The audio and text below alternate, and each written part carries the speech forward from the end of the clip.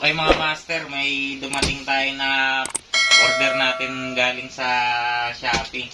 Order nga pala tayo ng 45 liter na top box. Meron kasi tayo dito 32 liter lang. Medyo nalilitan tayo kasi kapag bumabiyahe tayo sa Joyride, yung lagayan natin ng helmet, pag nilagay natin to ng helmet, isa lang yung kasya, tapos yung ibang gamit natin, di na natin na ilagay. Kaya umorder tayo ng 45 liter. Tara, unboxing natin to. Let's go!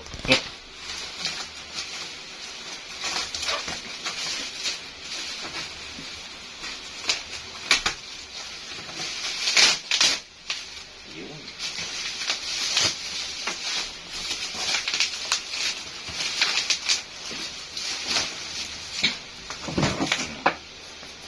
45 liter.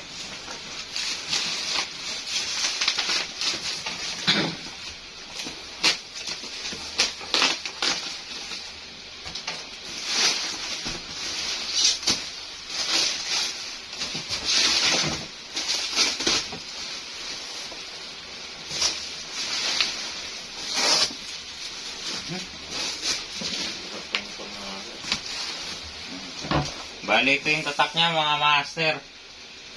GCSUN. GC Sun. Ayan yung tatak niya.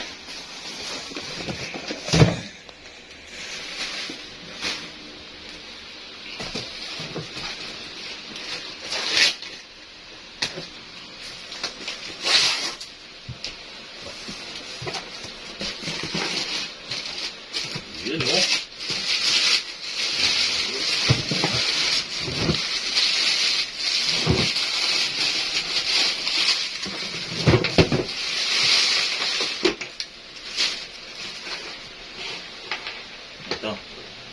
Bali may kasama na siyang dalawang susi.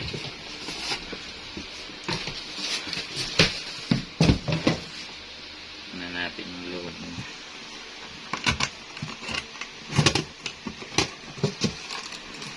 Yun. Bali ito master, may kasama na din siyang base plate. Kasi may tama. Pero okay na yan, goods na yan. Kasamang base plate. Tapos ito, may kasama na din siyang spoiler. Bali dito yung nilalagay. Katulad na ito, nasa duhan natin. Ayan, may spoiler din siya.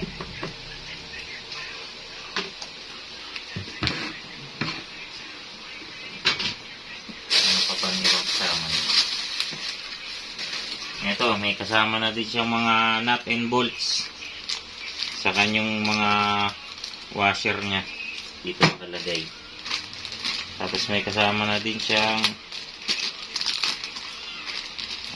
sticker. Motoman. Itong Motoman na to mga master, ito din yung gumawa ng helmet ni Joyride eh. Ito din yung tatak niya. Motoman.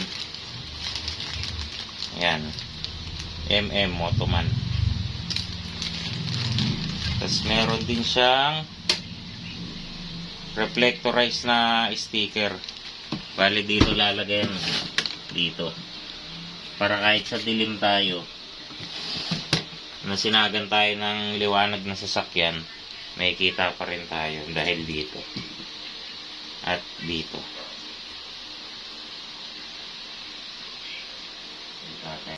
Bali, titingnan natin mga master kung kasya yung dalawang helmet.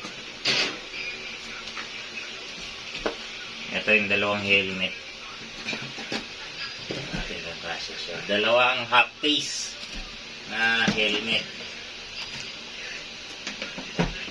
Yun. Okay. Kasyang kasya. Dalawang half face. Subukan natin yung isa nating full face kung kakasya. Tanggalin lang natin itong camera mount. Yun lang. 2 half face lang ang kasya, master. Pero kapag nilagay mo ng kahit isang full face lang, wala po siya magkasya. Subukan natin patagilid. Wala, hindi talaga kaya. Bali, ano siya, isang full face kasya.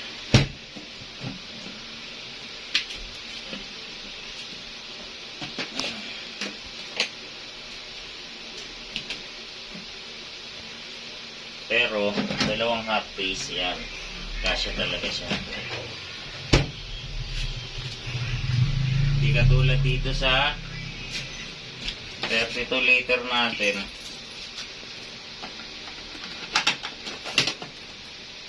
Yan.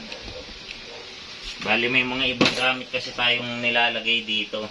Katulad ng raincoat, tapos shower cap kapag bumibiyahe tayo ng joyride. Pag nilagay natin yung kahit ito lang naman nilalagay ko palagi sa box kapag bumabiyahe ako. Ayan. Alanganin na siya. Kailangan ipapatayo mo muna to. Yung ibang mga nakalagay para lang siya magkasya. Hindi katulad dito sa 45 liter, may kita nyo yung diferensya niya. Hindi na siya kailangan patungan. Kahit pagtabihin lang siya, kasya na. Wala laman yung isa, nandun nakasampay sa labas eh. Ginamit ko kasi kanina. Napaka laking bagay na nito. Okay na? Bali yung iba, baka nagtatanong, bakit ganyan binili mo, master? Bakit plastic yung binili mo? Ilaos na yan. Uso na ngayon yung mga alloy box. Siyempre, bilang pamilyado na tao, siyempre kailangan practical lang tayo ngayon, di ba? Kasi, maganda yung alloy box. Kumpara sa alloy box, siyempre, mas malaki to. Meron din 45 liters na alloy box. Pero, mas convenient to.